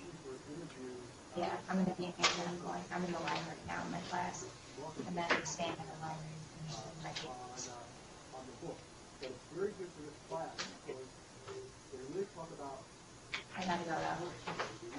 Really? legacy and the Reagan legacy. Right, I got it. It's right here.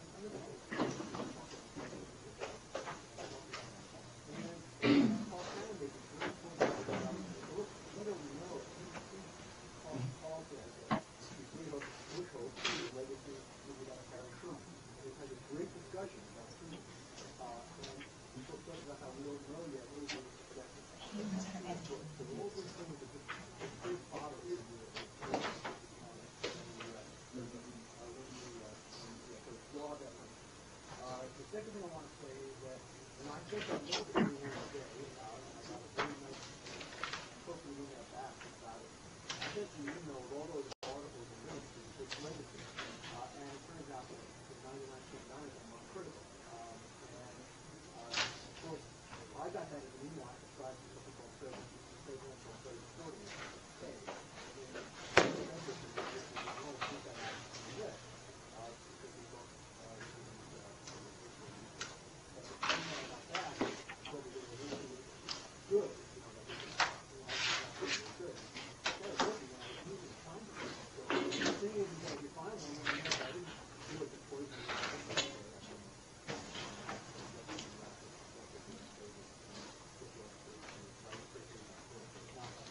All I had, I voted, there were some really good articles in there, I thought, very valuable. Okay, I'll just, it's here. Finally, we're gonna have Nancy Smith and, okay, yeah, but I'm just prepping the audience.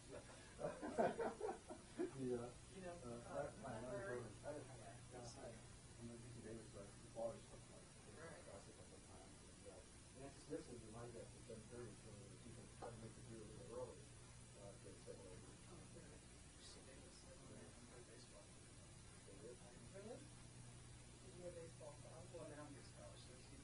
Now we do.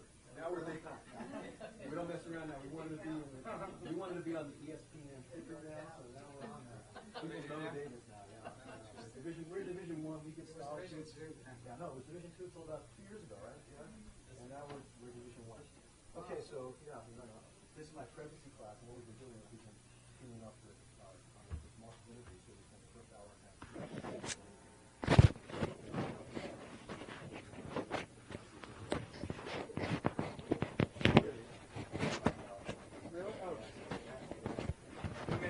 Yeah. Uh-huh.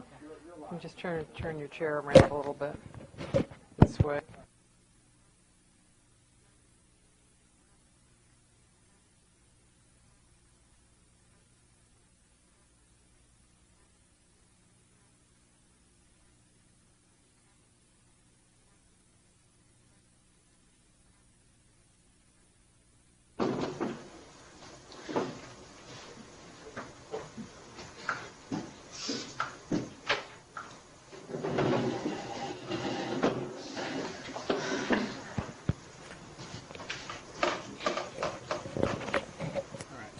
This evening, I'm very pleased that we have Carl Cannon. Carl has done a wonderful job of covering the White House and from different angles. He's written about the White House as a reporter for the Baltimore Sun. Then he covered the White House for National Journal.